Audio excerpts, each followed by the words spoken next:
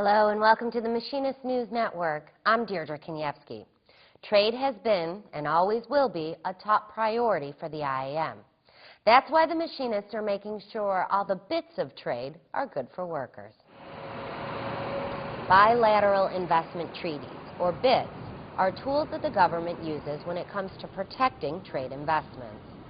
These treaties are used and relied upon by U.S. corporations to make sure that when they invest in another country, that their investment is secure. But the Machinists want to make sure these treaties do more than just take care of corporations. The IAM wants these bits to also look after workers. As labor, we have argued for many, many years that these treaties should not be used to actually encourage and make it easier for U.S. corporations to take our jobs and our technology and put them overseas.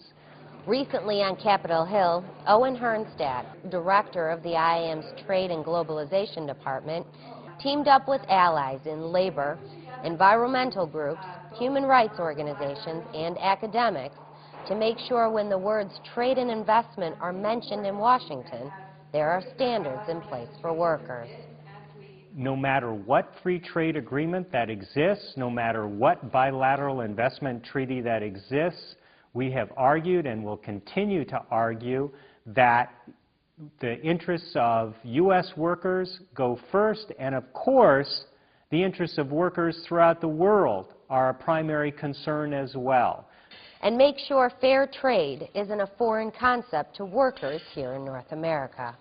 That's a fundamental problem for us if those investments are done in such a way as to bleed or, in the case of the last 10 or 15 years, hemorrhage our jobs to countries overseas. Recently, the group on Capitol Hill held a Senate briefing sharing their collective recommendations. Together, they will continue to offer their views on ways to make trade tools like BITs more beneficial for workers here in North America. For more, you can log on to goiam.org. Thanks for watching, and we'll see you next time on the Machinist News Network.